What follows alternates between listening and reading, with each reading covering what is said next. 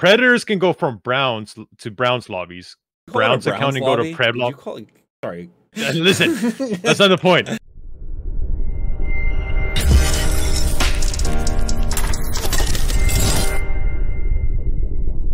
Hey everyone, welcome to the Apex Legends State of the Game podcast with your host Thordan Smash, Kijannaplays, KevtheKing, and our special guest this week, Ilootgames. Thank you for coming on the show, my man. Yeah, no problem. Okay, so we've got a lot of topics today. Jmeyels is going to ask us a couple of questions, and then we're going to give our best response and our opinions on what's going on with the state of the game. Ladies and gentlemen, it's Jmeyels, and today we got some questions for you. All right, that's all the script said to say. Question number 1. How will the Rampage LMG fit into the meta with its fire rate and thermite? Well, it looks overpowered, I can tell you that, but I'm not part of the podcast, so let's send it over to the guys. I mean, it looks interesting. I like the idea of having a much lower fire rate and like higher damage. It seems like it's going to take a little bit more skill, you know, to really, because like if you miss some shots, it's going to be a lot more detrimental as opposed to like a Spitfire or something, because you have a smaller clip and the fire rate is a lot slower as well. So you have to be hitting those shots to really make it do damage. It does 42 damage to the head, which is a lot. 28 to the body and 24 to the arms and legs. So I mean, it packs a punch. It packs a punch.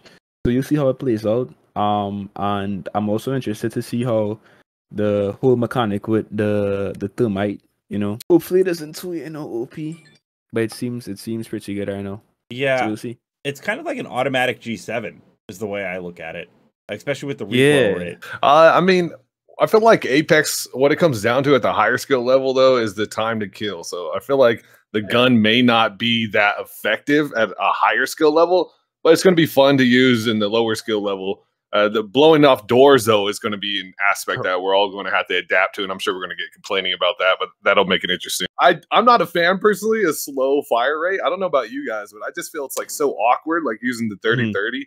Feels so weird, man. I don't like it, but I don't know what you guys think about it. For me, I'm not like a huge gameplay person, but to me, it looks like they were trying to get like a slower Spitfire to replace, you know, the Spitfire and how OP it was all these seasons. I get that. I agree with Iloot about the slow fire rate. It's very interesting because the LMG is not going to work up close against an R99 and SMG. Like, you're going to get shredded, and against other LMGs like the L-Star, you'll also get shredded.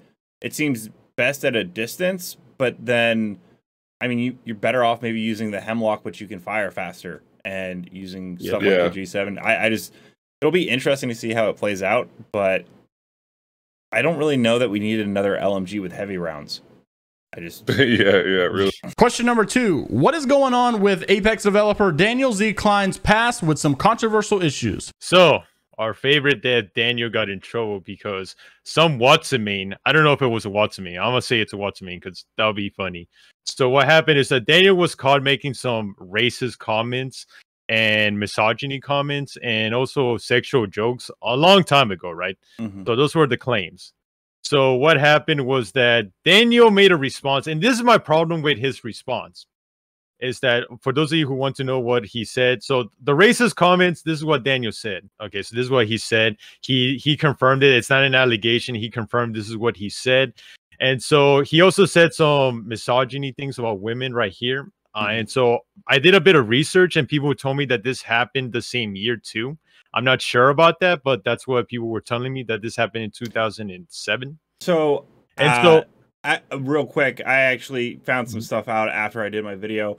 The joke about Africa was in 2007, but the one about woman, it actually says on his blog post that he was 30 when he was writing this. Oh. So it's actually 3 years. So this wasn't from 2007 only. It was 2007, then 2010. So it's even less time. Okay, so it happened when he was like basically a grown adult. And this is the problem what I had with his statement, is that he said he had awful statements and that he said that when he was his younger self. Now, originally I thought, okay, maybe Daniel was like a teenager, maybe like in his late teens. And so I'm like, okay, maybe I can give him a pass. But then I did research because I didn't like his response, right? Like it's basically he tried to mitigate the damage. Right. And I found out that, oh, Daniel was 27 when he said this, because I found this tweet about him and I just did basic math and I got 27.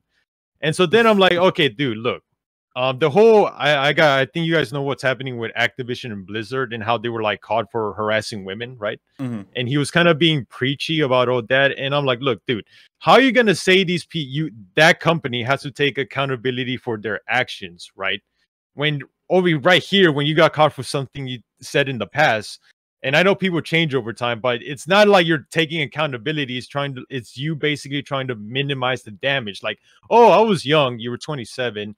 Oh, I said these awful statements. You said racist statements and misogyny statements. But my thing with Daniel is that one of the things he did that I disagreed is that he only made it where only people that follow him can like respond. I'm like, dude, you can't do that, especially on the internet.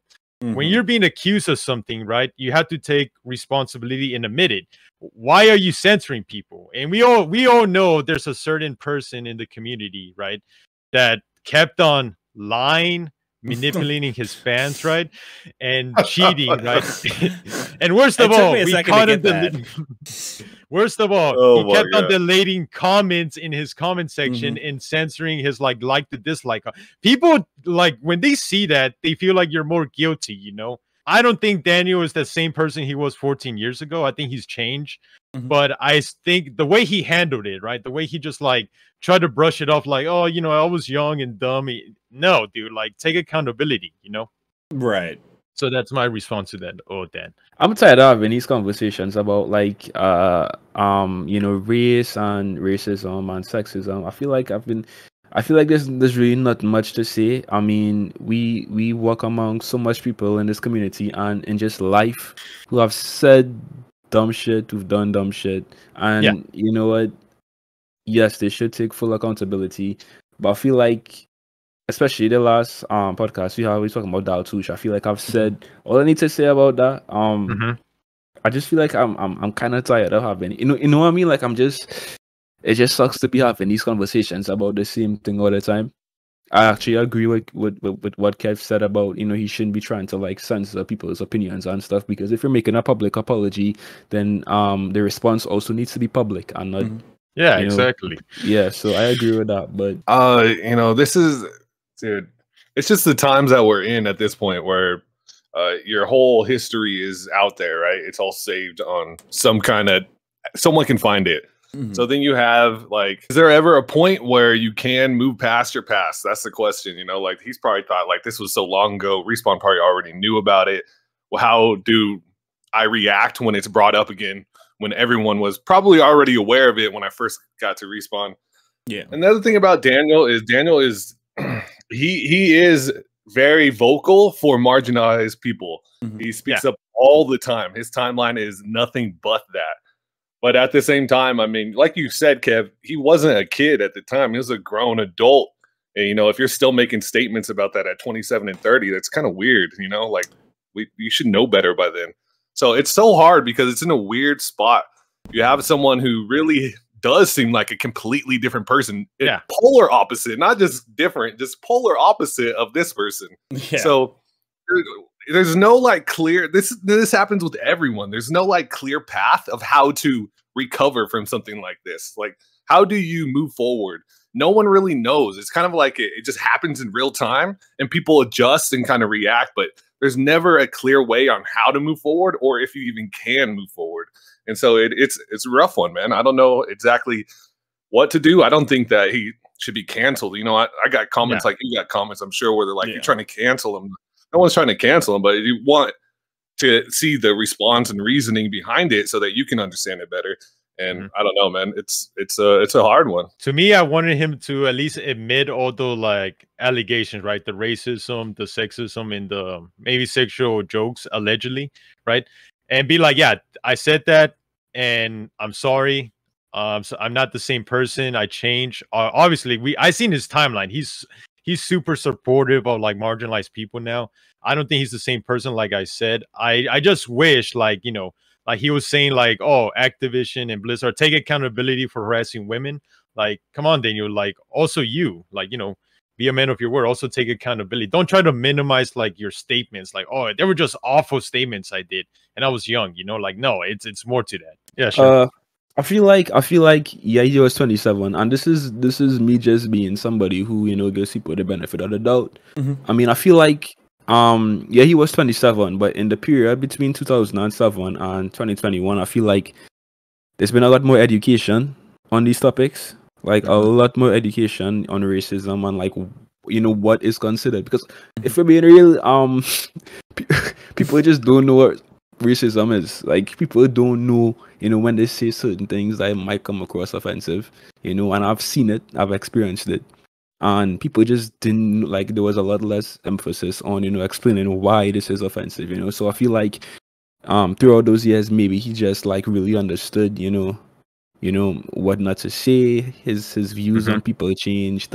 You know, I've seen him be really supportive to, like, Black Lives Matter and, like, LGBTQ rights and stuff on Twitter. So I mean, he has been trying to, like, make an effort. So yeah, I would like to believe he's changed. I'm not gonna hold anybody to their past mistakes because we all do dumb shit. And I think he's kind of, like, shown within the past couple of years that, you know, he's a different person now. But again, he still needs to be held accountable for what he said, and we could all just move forward on, you know.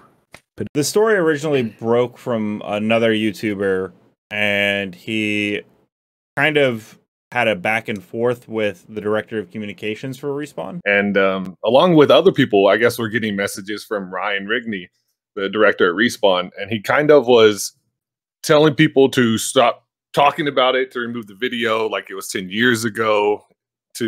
It felt like he was putting pressure on people, and other people were saying the same thing, that Ryan was pressuring them to remove stuff or something like that. And I feel like even if he didn't pressure you to do anything, the fact that he came in and was like, oh, that was 10 years ago, you know, let's move on. Like, it's kind of like weird for you to come step up for someone else and be like, nah, leave him alone. Forget about it. Like, this is you're a professional environment with this person.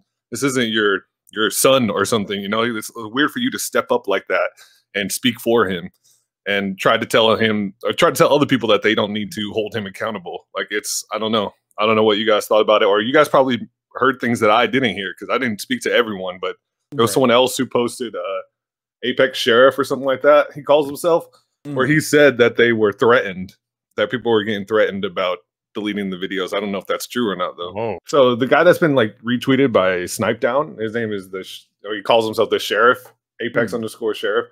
He said, Respawn threatened the original poster that posted the screenshots and multiple videos were deleted. They're trying their best to cover it up, and it's working. This is the same guy that was retweeted by Snipe Down. And they said, the guy that originally sent me the info was the one that told me that was happening to him from Respawn. I have no concrete proof other than what he said, but multiple blog posts have been taken down and multiple videos as well.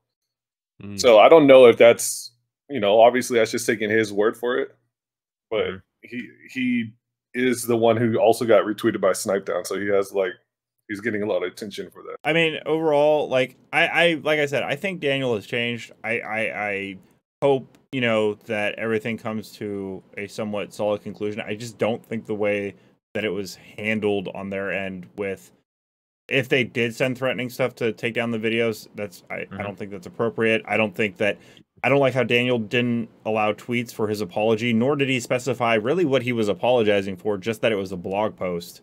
You know, I feel like if you are aware that you said these things, if you are going to make an apology, explain what you're apologizing for and take ownership of it, you know. Yeah, it's kind of funny how Daniel likes to write, like, a page essay on Twitter about stuff nobody cares about, but for some reason Daniel doesn't want to talk about this that much. Very sus. Yeah, right. I mean, I've definitely seen him go after people, and I mean, you definitely should not allow racism and other things happen, and Daniel definitely goes after those users, but, like, yeah, he does. Even his pin tweet is, if I follow your abuser and you trust me enough to do so, please DM me. And this was back in February, so I feel he's changed. I just think that he's afraid because of how cancel culture is right now. I think he's just afraid that people are gonna, like, you know. Right, but I guess, and I understand that. I guess the philosophy of don't throw stones in a glass house, like if you are going to go after those people, which once again I 100% support, you should not allow those kind of people to take up space on the internet. You also, if you are responsible for that yourself at some point in time, then you also need to fully own up and man up to it. But like I said, I do think he has changed. But I still think that you just... Yeah, I think we can all agree on that aspect at least. Yeah, just... Question number 3. What are your opinions and what else can we expect with some of these Apex Legends nerfs and buffs that were actually released early? Wait, why didn't I know about this? Yeah, so that's actually one of the interesting ones, right? That they're going to be changing up the Horizon. They're going to be putting her back to similar how she was, being able to move while she's going up. So they said the ability to maneuver while in the air will be adjusted closer to how it was when she first was released. So I think is an okay one because they're slowing her speed going up is still slow, right? So it was so annoying though to try to kill Horizon at the top when she just strafes back and forth. So I hope it doesn't go back to that point. But it is nice for Horizon players to not feel like they're so handicapped. The Caustic buff is an interesting one. I don't think it really changes the character very much, but it gives credence that Caustic was probably a little over nerfed. So I think that was a good one. This is the one I have the biggest problem with though, is fuses. Why on earth does Fuse's ultimate now scan through a building? Can someone explain how Fuse's Ring of Fire became Bloodhound? Anyone? Wait, what? Yeah, Kijanna's like, even Kijanna's confused. He's like, what? I have a theory. I have a theory right here. Basically, they didn't want to give him a rework animation, so they're like, okay, what's the laziest way we can buff him? Went out, and they're like, okay, let's make it where people can see somebody inside the ring. Oh, perfect. that's my theory. Here's my thing, dude. The ring. Wait, so basically, if somebody is inside the ring, they can see them. Yeah, but it says even behind the building. Big. Why do you need, like, if they're in the ring, then they're in the ring. Just throw a grenade. Like, you don't need to scan within a 5-foot radius. Yeah, but even think of this though. Like, it says even if they're in a building or behind a wall. So does that mean he could just ult onto a random building that people are in, and he'll be able to see everything that's inside the building? Actually, that's a good question. Like, that's just so weird. I guess if the ring. Actually, I have no idea. Yeah, Kijanna's just like saying, I wish we had camper Kijanna right now because I could just imagine his face being. Yeah. I was exactly. But that was the one that stuck out the most to me. It just made no sense, and I mean, the rest of the ones, we're gonna get more obviously as they come. The fire rate for the EVA 8 being reduced, that obviously was needed. The L-Star changes are kind of weird, putting a barrel stabilizer on, but it makes it more interesting because the gun's kind of, I don't know, it's kind of lackluster, I feel like, when you play with it. I'm happy with those changes so far, but knowing that there's more coming is also good. It's going to be interesting. Yeah. I have a pretty heavy thought on the Caustic one. So, Kevin, I'm gonna get your back here a little bit. All right. Okay. So, in January, they were planning on buffing Caustic. The devs said we are going to buff him. And then a bunch of pro players got mad. So they're like, no, we're not going to buff him. We're going to nerf him. And now we're going to the point where, yeah, we're going to buff him again. And it can go up to like basically unlimited damage in the gas, which actually seems like better than he was before.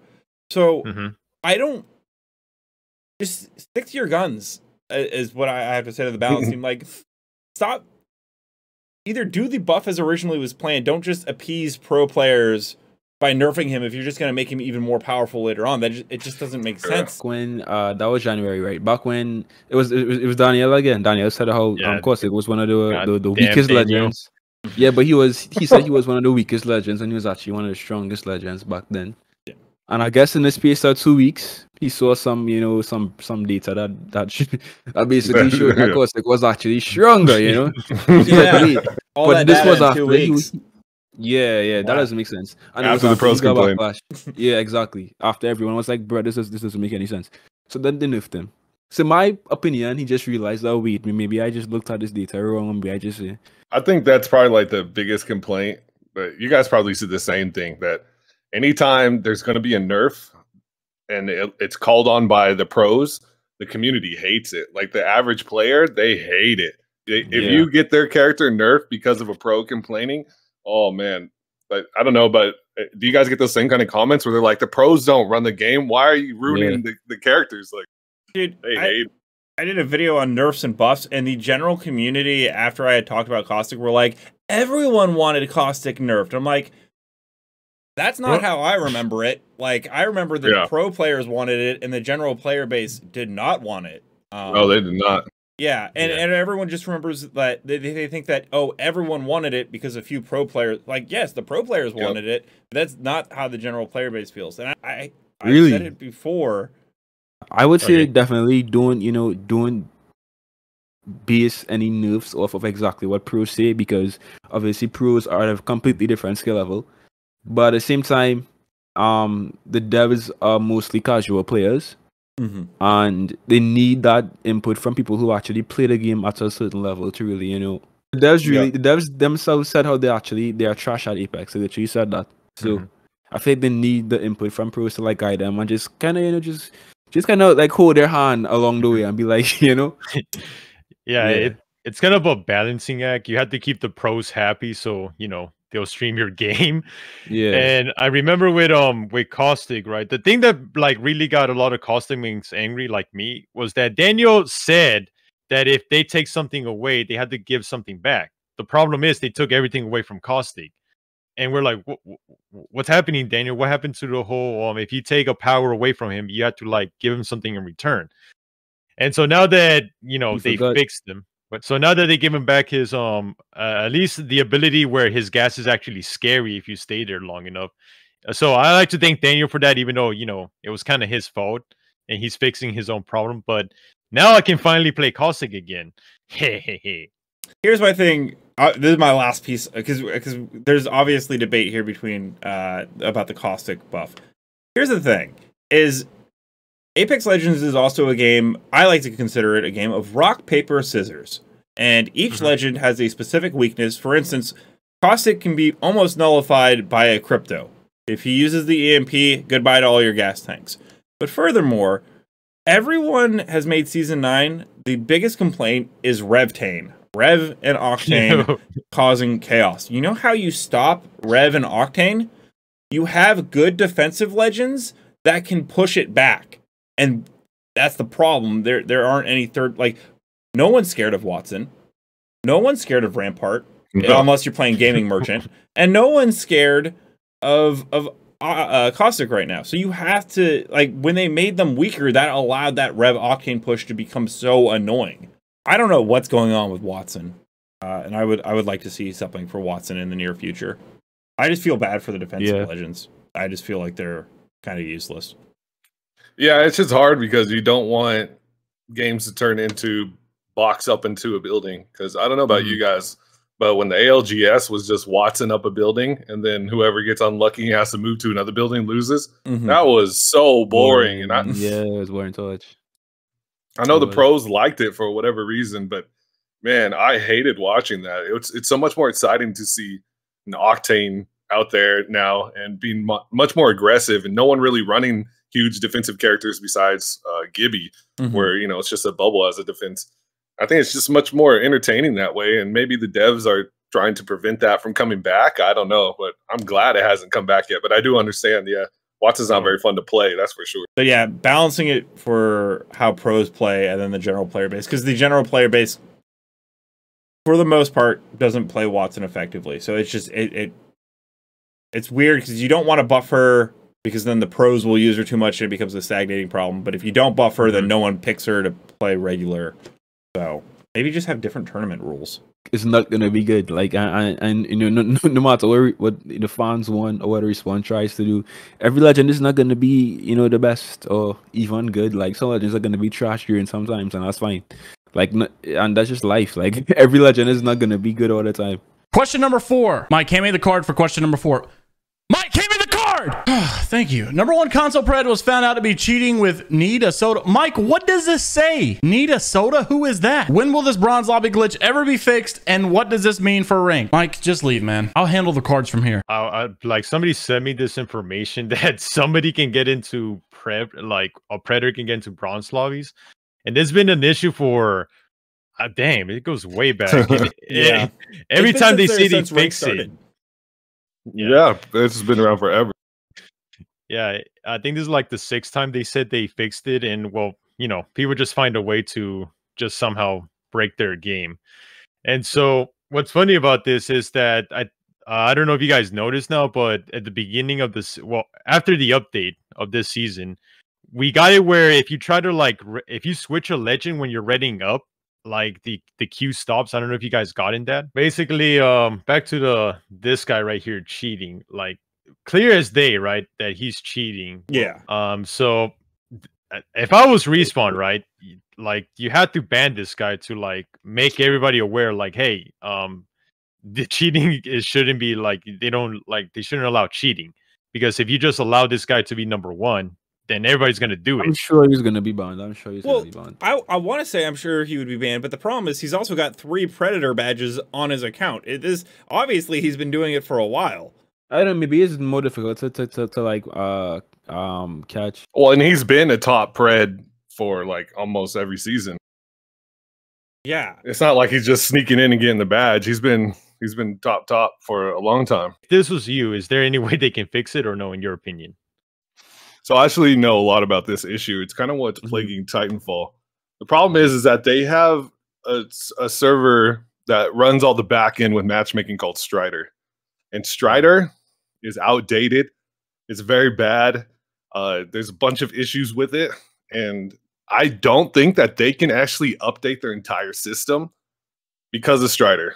Now, I feel like they're kind of stuck. Like everyone's exploiting Strider to take advantage of these matchmaking issues. And I feel like they don't have the ability to just redo the whole system. Like it's just too much, you know? Right. Yeah. I mean, do you hire more people like Hideout then? Because like, I think it's a pretty small anti-cheat team. It's like Hideouts and a couple other dudes, which is not enough for the player base of Apex. No. If you can't upgrade due to Strider and what you're saying, I think like at that point, then you just need to sink a bunch of money into a huge anti-cheat team. Yeah, I mean, this is a problem. When Valorant came out, they gave access to some people early to test out their anti-cheat. I was one of them where they wanted feedback from me on what kind of info I could pull from their anti-cheat system. And the problem with that is like they put tons of money into it. They made a custom anti-cheat. The anti-cheat's really good, but that's because it's like it's a rootkit. It's pretty much locked on your computer and watching everything you do. But people still bypassed it within the first like week. There was cheats. Like the problem is that everything can be bypassed. You cannot win. You can't beat the cheaters. You have to have people like Hideouts. You have to have a lot of them. You have to have a good report system because manual banning is going to be the only way. I think the biggest thing to look for is that usually when the good, I know there's people don't like when I've said this in the past. The good thing is that they're cheating blatantly. So it's like, you know, this guy's cheating. And now there are a bunch, I'm sure, who are hiding. But those are a bigger problem to me, is the ones that are going into tournaments and they're taking money from people and they're taking spots in the ranked ladder from people. That I think is a worse kind of a person. Whereas the blatant cheaters, I mean, if you have people, you can get rid of them quick. If you have a bunch of hideouts, those guys should be easier to clean up and get rid of that problem, in my opinion. And hopefully that comes eventually. That's something that they can solve. It just takes money. They have to expand. I feel like they never expanded when Apex blew up. They just stayed the same size when they have to evolve. Definitely. Someone save money. I had to put this once an episode. There's also the new console cheats that are coming out. And there's this cheat that will work on consoles now. And it's not really cheats like we know them on PC. It's called AI cheating, basically, and you don't even play the game. An AI controls your legend, has the ability to just insta-shot people with no issue, and basically it's a robot playing the game for you that's insane. And it works on console now. I heard like there's a group, I saw it on Jmeyels' video, that apparently there's a group of people that said they were gonna do this at the beginning of season 10, that they were going to use those robots. I don't know how true it is, but that would suck. Imagine. These kind of things have like always existed. It's just a neural network. It's not really AI. It's kind of like a fake AI, but they've always sort of existed. The problem is that someone basically figured out like, okay, why don't I just use like a Zim or something to be able to put input in as a controller? And that's really the only adaptation that we're seeing here. And then be able to do that now is what's going to possibly bring that to console. And so obviously that's a big deal for console because you guys have never had to deal with cheats like PC has. Yeah. But and the other thing is too that you may not be aware of is that the consoles actually don't even have an anti-cheat. So they don't scan for anything. Whereas on PC, when you start your PC up, you also start up the anti-cheat in the background. Console doesn't start up an anti-cheat. So that's why when you get banned on console, a lot of the times they'll see like you're timed out from playing the game for 999.99 minutes or whatever, just a bunch of numbers, and that will be your ban. Or you'll get console hardware ban, which is different. You won't see the same kind of ban messages and stuff like that you see on PC because they don't have an anti-cheat. Someone just brought it up in the Twitch chat, and I actually thought it tied into this well. There's the strike pack on console, and there's been that drama with the pros not wanting console players to compete on PC because of strike packs. I mean, I could see why pros wouldn't want it because it's a lot more difficult to tell if somebody in a tournament has a strike pack or not. So yeah, I mean, you can't really blame the pros for being upset. It is what it is. At the same time, I feel like console players should be able to compete. Is it really fair for console players to be in PC lobbies when it's a lot more difficult to tell if a console player is using cheats or like hacks or strike packs and stuff? So yeah, it's not like what you see on PC with insta aim or aimbot and stuff. But also, not a lot of people seem to know this, and I know that the pro that tweeted about it didn't seem to know, but strike packs work on PCs. It's not a console only thing. People on PCs typically won't use them because you can get much better cheats if you're going to decide to do that route. But you can definitely still use it. Oh, I don't know. Yeah, it's not as easy as just, I guess, on console. You just plug it into the controller, download the mods, you're good to go. PC, there is some software you have to get, but it does still work on them. And last but not least, question number 5, which sadly means the episode is almost over. Now that Seer's full abilities are known, does his skill set render other legends like Crypto useless? I mean, I thought he was always useless. This is an interesting topic because looking at Seer's abilities, you might just automatically think that, he's going to make Crypto and Bloodhound kind of useless. But I don't think you will. I don't think you will. Bloodhound for reasons because his scan is just so simplistic and so it's so like straightforward and easy to use. Like you scan in a direction, you're going to see what enemies are. Like you don't really need to have an ultimate. Like you don't really even need to do anything. Just scan and they're the enemies. With Seer, you actually have to as Respawn said, you have to actually aim the drone at the people who you want to reveal. I think that's what they said. So it's a little bit more difficult to use. So I feel like the ease of usage will make Bloodhound's tactical still insanely good. Crypto's drone also obviously has the whole thing with his res. He can revive teammates a lot faster. He can collect banners a lot faster. And his drone is still good in certain scenarios if you place it in a very good position where you can still see enemies and you're very strategic with it, right? So I don't think that Seer would make Crypto and Bloodhound useless, but you're gonna have a lot more competition now with Seer because of these recon abilities and because of the ultimate and the tactical, So I don't. At first, I was worried about the fact that and this is bringing it back to the pros.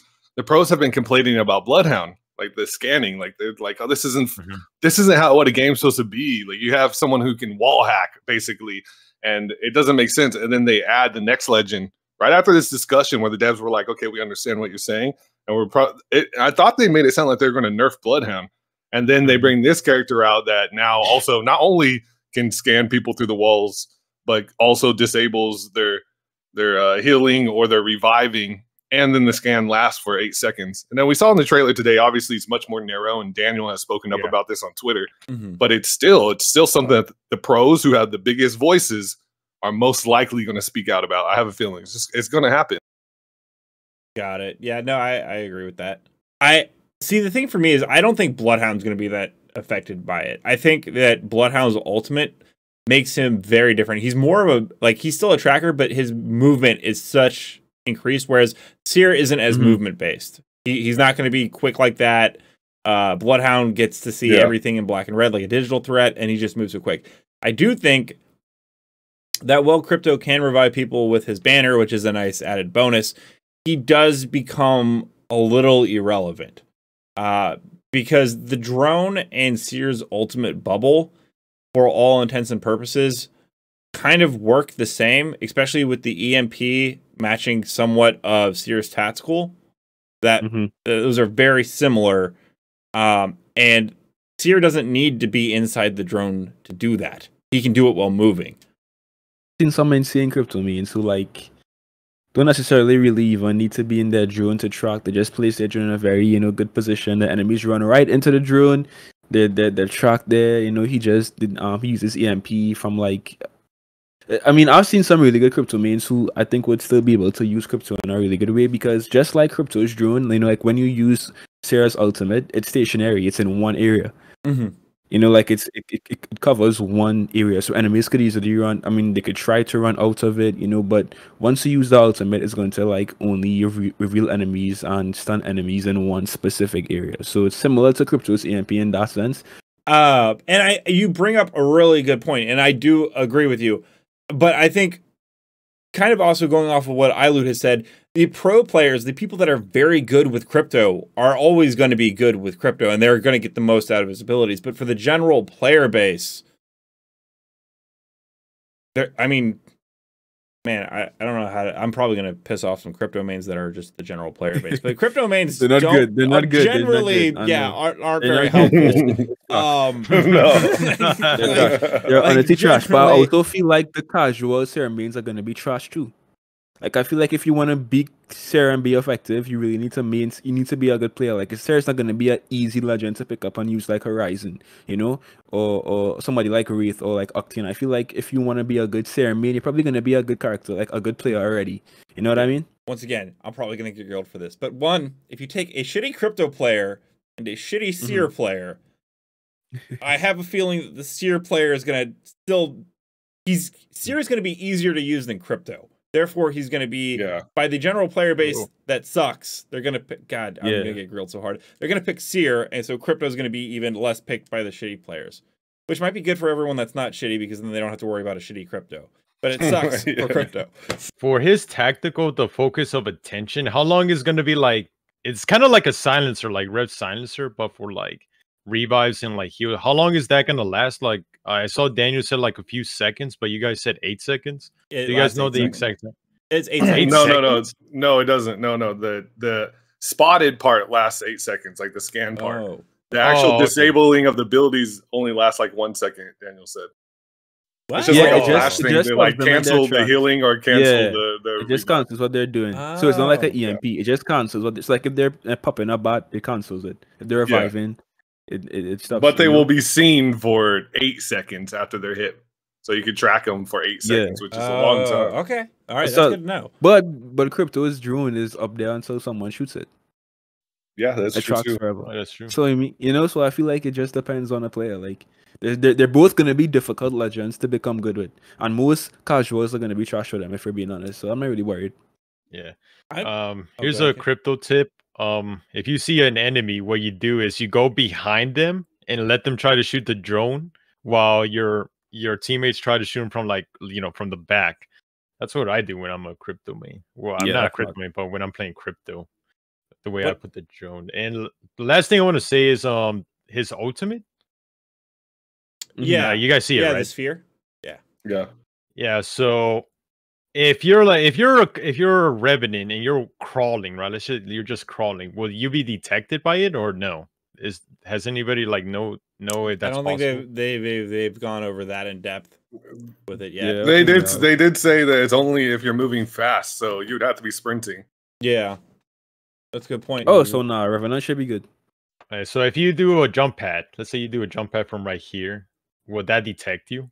Probably. I have no idea about jump pad. Whoa. I mean, I mean, Kevin, you're playing 4D chess right now. You're asking a lot of questions that we just simply cannot know. Those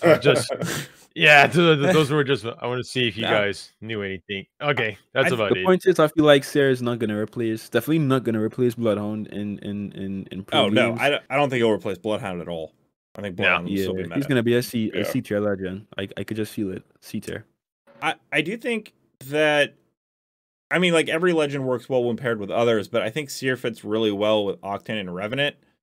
Because imagine a Revtane push, Oh no! and then you try to Yeah. heal, and then you get hit with the silence, so your heals get canceled just with enough time for that Revtane thing to come back. Like, that could be a nightmare. Like, yeah. thank you everyone for tuning into the Apex Legends State of the Game podcast. And next week, the guest is someone who leaks, and I believe I've talked with him, and we should be getting the gaming merchant on here very well as soon. That is it for today for me, Kijanna, Kev, our special guest, Iloot. Did I miss anything? Save Titanfall. Save Titanfall. Save Titanfall. Save Titanfall. All right, guys. Bye. Bye. See ya.